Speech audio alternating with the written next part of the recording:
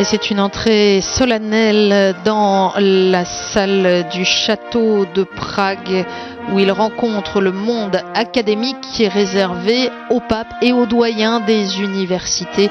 Vous le découvrez sur ces images avec les recteurs des universités de République tchèque.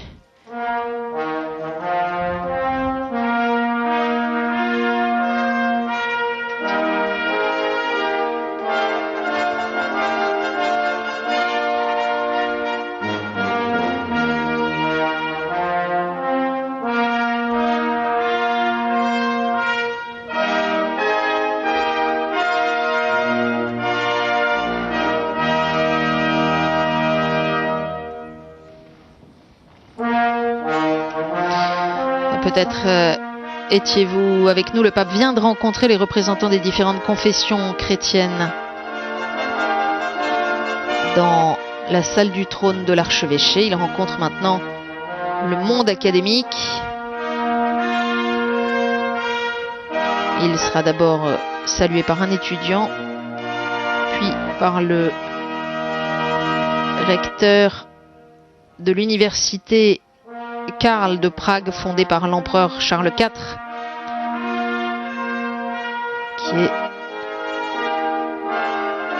depuis 1348 l'université la plus ancienne d'Europe centrale et qui a beaucoup contribué à la formation d'une conscience nationale tchèque.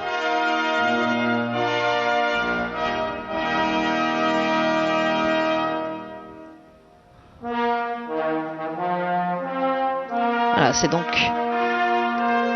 dans un univers, dans un élément qui lui est connu que Benoît XVI va s'exprimer maintenant, lui qui fut aussi longtemps professeur.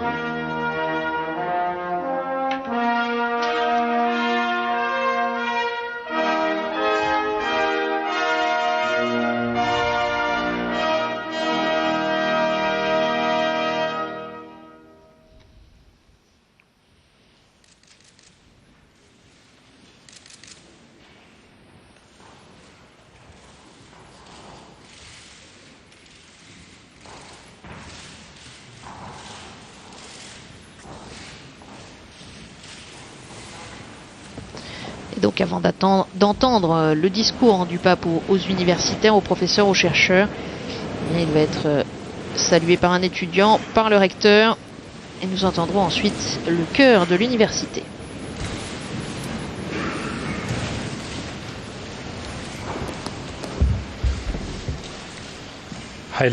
Saint-Père, permettez-moi de vous accueillir à cette Assemblée des représentants du monde académique tchèque, issus de ce besoin de tout humain de connaissance du monde, qui, par son propre existence, témoigne la nécessité de joindre le chemin de la connaissance avec le chemin de la formation, de changement.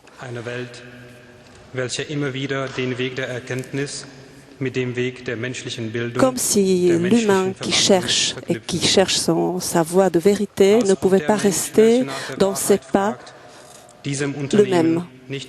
Cette même nécessité, nous pouvons peut-être la retrouver dans les fondements de l'expérience religieuse chrétienne qui est fondée sur la folie de Dieu qui dit, selon apôtre Paul, est plus sage que les hommes, sur l'amour qui perdure même si la connaissance partielle humaine ne l'aperçoit pas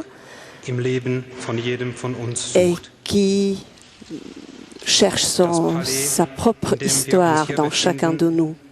Le palais qui nous a accueillis était construit pendant les siècles et c'était pour le monde du pouvoir et de la représentation.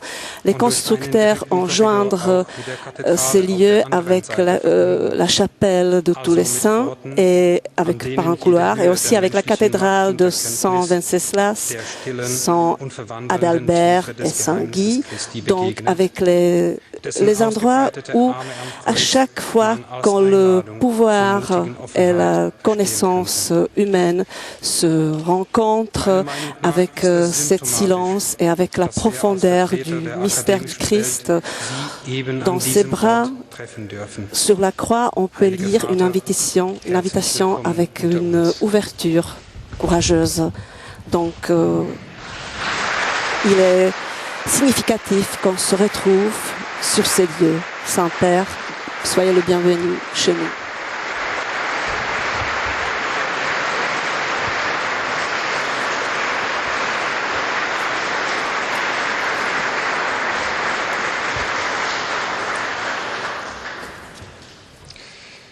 Your Holiness, Honored Mr. President, Mr. Prime Minister, Your Eminences, Excellencies, Magnificences, Spectabiles Honorabiles, Cives Academici, distinguished guests, dear colleagues, ladies and gentlemen.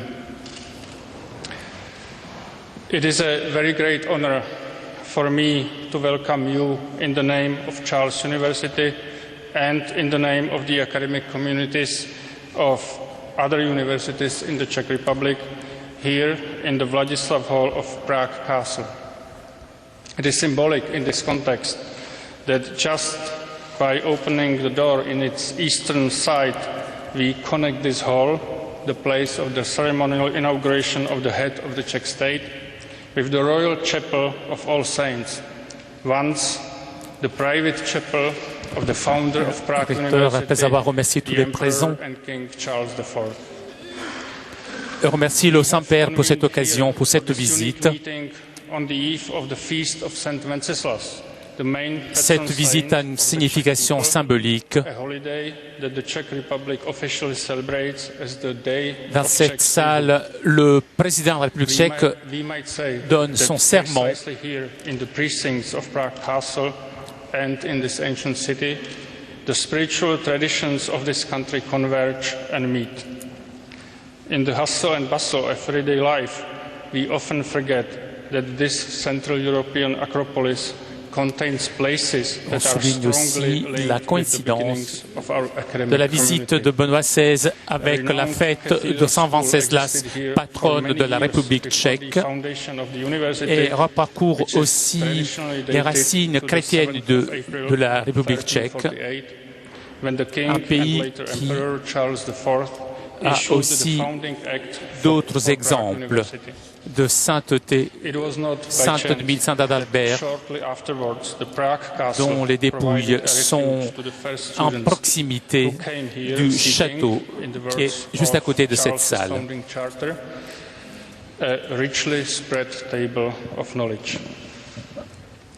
Although Prague Castle has long ceased to be considered academic ground, today it becomes so again in the renewed, if symbolic, meeting of the secular and spiritual power, without the favorable conjunction of which it would hardly have been possible for the oldest university north of the Alps and east of the Rhine to be founded all those centuries ago.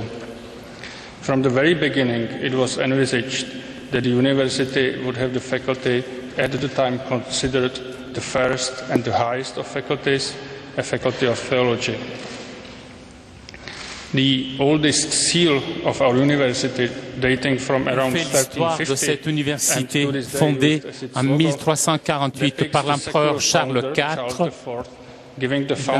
C'est l'université la plus ancienne de l'Europe centrale, une université qui a eu depuis sa création une grande importance dans la culture, dans l'affirmation de la conscience nationale tchèque.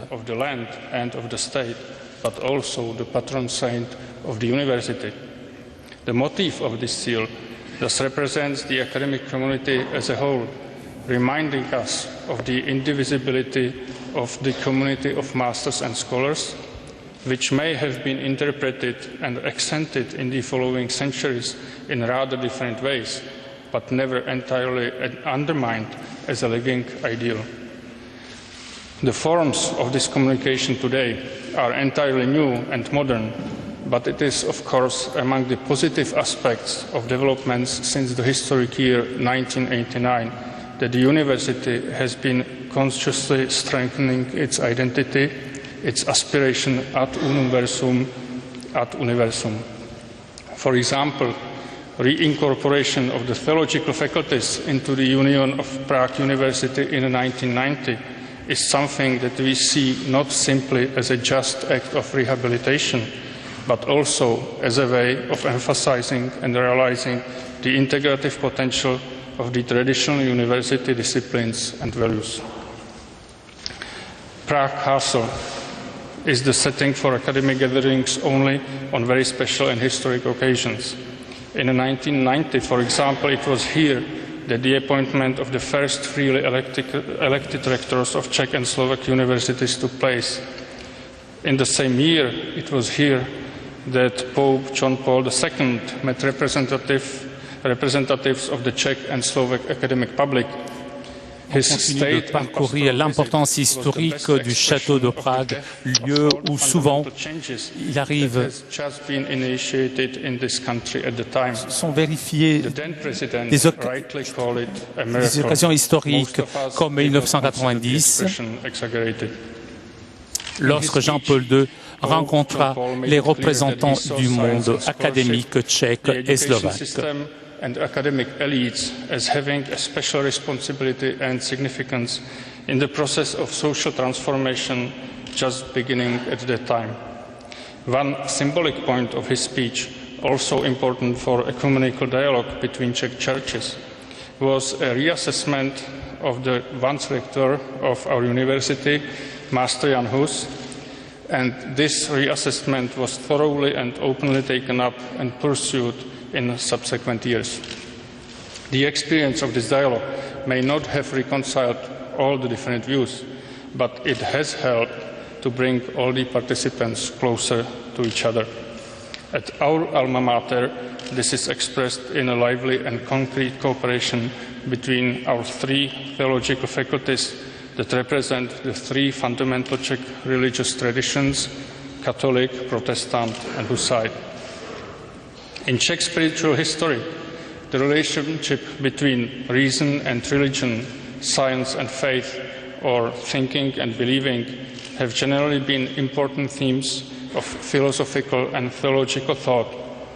Even after the First World War, after the establishment of the new Czechoslovak Republic, they dominated not only university lecture halls or meetings of academic senates, but also le recteur de l'Académie Charles de Prague, qui explique la très longue histoire de cette université la plus ancienne d'Europe centrale, qui date du milieu du XIVe siècle, qui a rappelé longuement le rôle essentiel qu'elle a joué dans la formation d'une identité nationale tchèque, le rôle qu'elle a joué aussi comme lieu d'échange des pensées, des savoirs, en particulier dans les années 1990. Il a souligné la réintégration de la faculté de théologie réincorporée dans le corps normal de l'université, ce qui n'était pas seulement une justice, a-t-il dit, mais qui était aussi un signe de ce que cette faculté de théologie a toujours appartenu aux facultés traditionnelles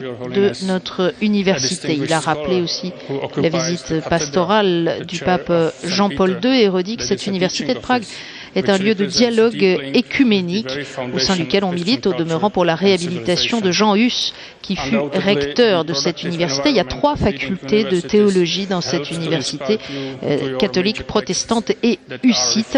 L'histoire spirituelle tchèque montre que la relation entre la foi et la raison a toujours été un objet d'étude et de réflexion théologique et philosophique entre ces murs.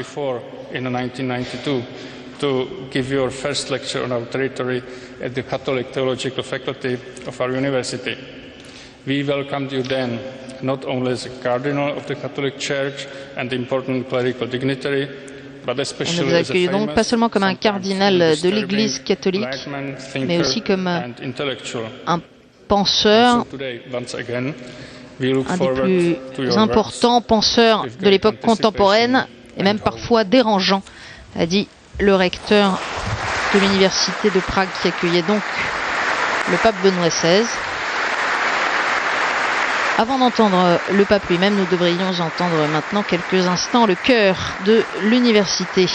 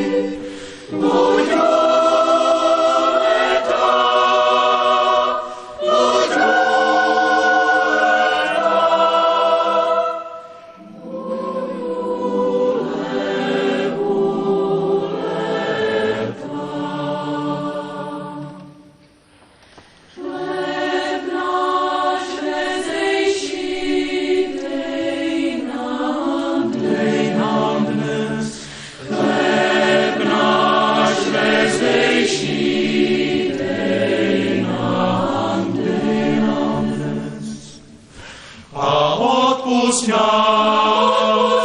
naše viny, ako i my odpouštíme vinníkom svojim.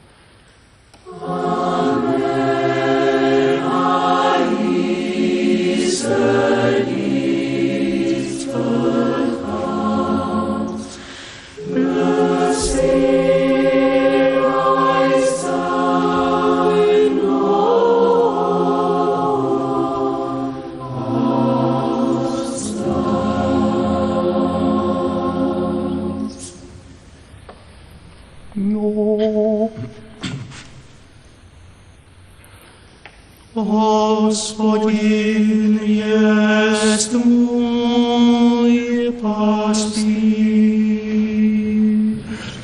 Nebudu mít i nedostatku. Na pastách zelených pasenek volám.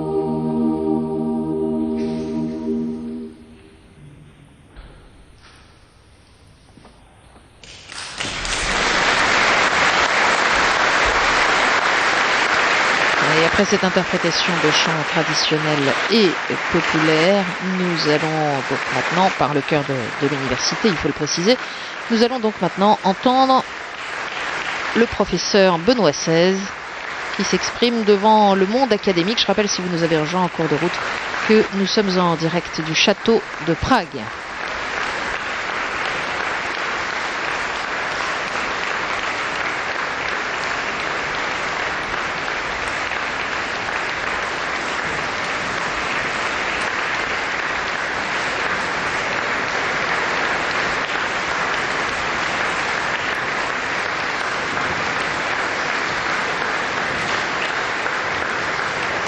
Qui choisit de s'exprimer debout, manifestement.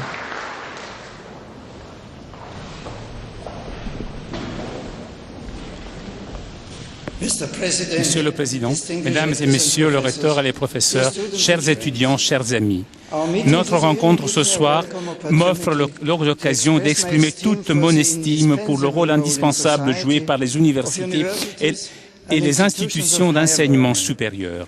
Je remercie l'étudiant qui m'a courtoisement salué en votre nom, le membre du corps de l'université pour leur belle interprétation, et monsieur le recteur de l'université Charles et le professeur Michael Flamp pour sa présentation suggestive. Le rôle des institutions académiques soutenant et alimentant les valeurs culturelles et spirituelles de la société enrichit le patrimoine intellectuel de la nation et renforce les fondements de son développement futur. Les changements majeurs qui ont marqué la société tchèque il y a 20 ans ont été précipités notamment par les mouvements de réforme qui avaient leur origine à l'université et leur cercle étudiant. Cette quête de la liberté a continué de guider le travail des étudiants dont la diaconia de la vérité est indispensable au bien-être de notre société. Je m'adresse à vous comme quelqu'un qui a été professeur, attentif au respect de la liberté académique et à la responsabilité dans l'exercice de la raison, et qui est maintenant le pape, et qui, dans ce rôle de pasteur, est reconnu comme une voix dans la réflexion éthique de l'humanité. Alors que certains prétendant que les questions soulevées par la religion, la foi et l'éthique n'ont pas leur place dans les frontières de la raison collective, ce point de vue ne n'est aucune façon axiomatique. La liberté, qui sous-entend l'exercice de la raison, que ce soit dans l'université ou dans l'Église, est une fin. Elle est destinée à la recherche de la vérité et comme telle, elle exprime une dimension du christianisme qui est dans les faits et à l'origine de l'université. En effet, la soif de la connaissance qui est en l'homme pousse chaque génération à élargir le concept de raison et de désaltérer à la source de la bienfaisance de la foi. C'est précisément la riche héritage de la sagesse classique assimilée est placé au service de l'Évangile que les premiers missionnaires chrétiens portèrent à cette région et établirent comme fondement l'unité spirituelle et culturelle qui demeure jusqu'aujourd'hui. Le même esprit a conduit mon prédécesseur, le pape Clément VI, à fonder la célèbre université Charles en 1387, qui continue d'offrir une importante contribution au cercle académique, religieux et culturel le plus large en Europe. L'autonomie propre de l'université ou de toute institution culturelle trouve son sens dans le fait d'être redevable devant l'autorité de la vérité. Cette autonomie peut toutefois être prise en défaut par en différentes manières. La grande tradition éducative, ouverte à la transcendance, qui est à la base des universités à travers l'Europe, a été dans ce pays et dans d'autres systématiquement subvertie par l'idéologie réductrice du matérialisme, la répression de la religion et la négation de l'esprit humain. Malgré tout, en 1989, le monde a été témoin dans des circonstances dramatiques de l'effondrement d'une idéologie totalitaire en faillite et du triomphe de l'esprit humain. L'aspiration à la liberté et à la vérité est une part inaliénable de notre commune humanité. Elle ne peut pas être éliminée. Et comme l'histoire l'a montré, lorsqu'elle est déniée, c'est au péril de l'humanité même. C'est à cette inspiration de la foi religieuse, les différentes formes de l'art, la philosophie, la théologie et les autres disciplines scientifiques, chacune avec ses propres méthodes, cherche à répondre à la fois sur le plan de la réflexion ordonnée que celui d'une saine praxis. Mesdames et Messieurs les recteurs et les professeurs, conjointement à votre recherche, il y a un autre aspect de la mission de l'université dans lequel vous êtes engagés, à savoir la responsabilité d'éclairer l'esprit et le cœur des jeunes d'aujourd'hui. Cette tâche importante n'est bien sûr pas nouvelle. Depuis l'époque de Platon, l'éducation n'a jamais été réduite à une simple accumulation de connaissances ou de compétences techniques, mais elle est pléiade, une formation humaine à partir des trésors de la tradition intellectuelle entournée à une vie vertueuse. alors que les grandes universités se développent à travers l'Europe au cours du Moyen Âge, animées par l'idéal d'une synthèse de connaissances, c'était toujours au service d'une authentique humanité, la perfection de l'individu à l'intérieur de l'unité d'une société justement ordonnée. Il en est ainsi encore aujourd'hui. Une fois que l'intelligence des jeunes a été éveillée à la plénitude et l'unité de la vérité, ils savourent la découverte que la question de leur apprentissage du savoir s'ouvre sous la grande aventure de ce qu'ils doivent être et de ce qu'ils doivent faire. L'idée d'une éducation inclusive, fondée sur l'unité de la connaissance basée sur la vérité, doit être retrouvée. Cela est nécessaire pour contrer la tendance si manifeste dans la société contemporaine à la fragmentation du savoir avec le développement massif de l'information et des technologies. La tentation existe de délier la raison de la recherche de la vérité. Détachée de l'inspiration humaine fondamentale vers la vérité, la raison commence à perdre son orientation. Elle se flirtit, que ce soit sous l'apparence de la modestie, se contentant de ce qui est partiel et provisoire, ou bien sous les dehors de l'assurance, en exigeant l'abandon de toute résistance aux requêtes de ceux qui donnent aveuglément une valeur pratiquement équivalente à toute chose. Le relativisme qui en s'ensuit crée un contexte propice où de nouvelles menaces sur l'autonomie des institutions académiques peuvent se cacher.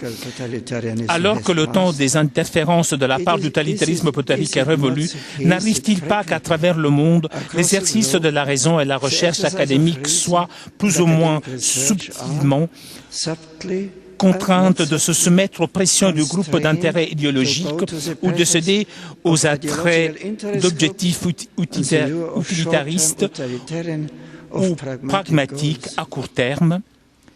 Qu'arrivera-t-il si notre culture se construit seulement sous des arguments aveugles ou des références tenues à une authentique et historique tradition intellectuelle ou bien sur le point de vue qui sont très largement promus et profondément ancrés? Qu'arrivera-t-il si, dans son souci de préserver un sécularisme radical, elle se détache elle-même des racines qui lui donnent vie?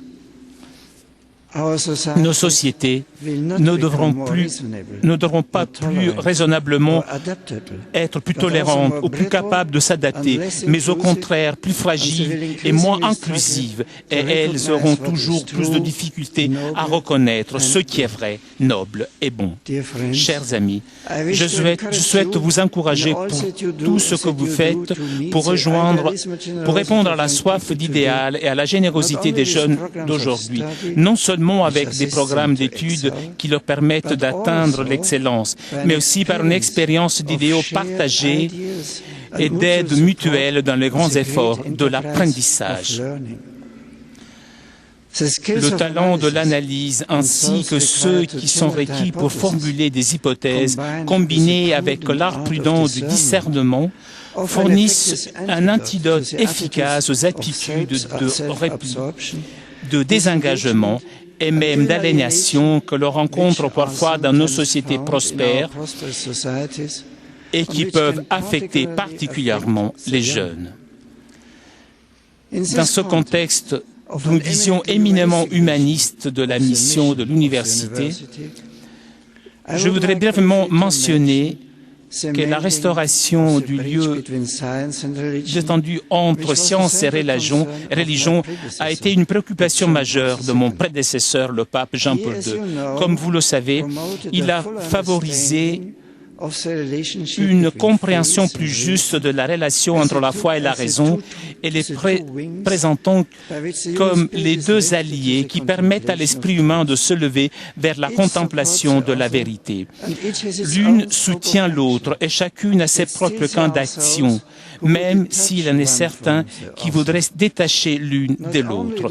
Le tenant de cette exclusion positive du divin du domaine de la raison universelle ne font pas que nier nier ce qui est une conviction la plus profonde des croyants. Ils font obstacle au vrai dialogue des cultures qu'ils appellent pourtant de leur vœu.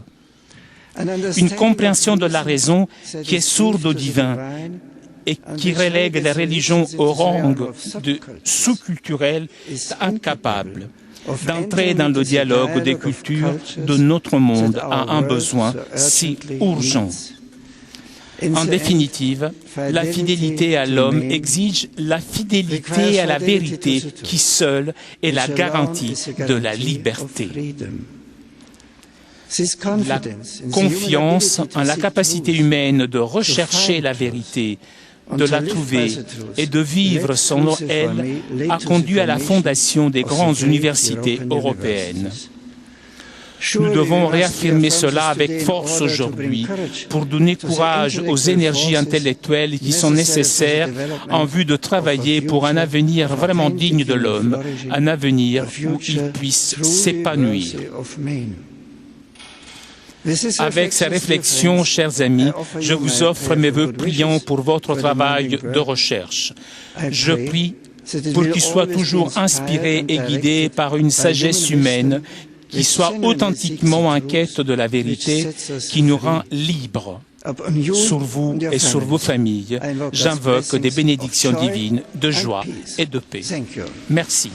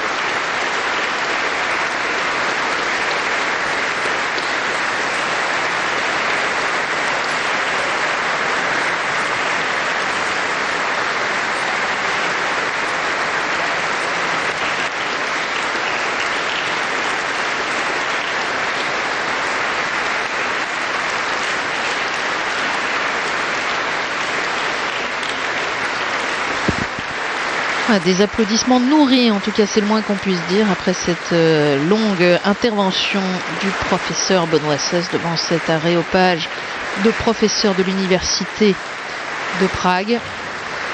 Vous avez assisté à l'échange de cadeaux dont on ne sait pas en quoi il consiste.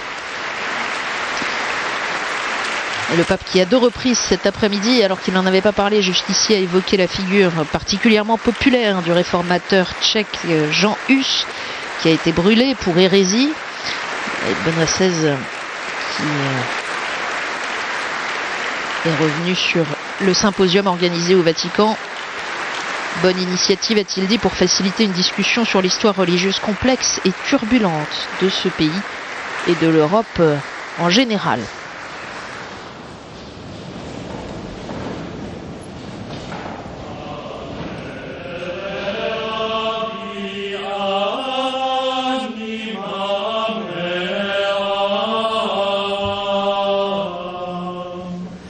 In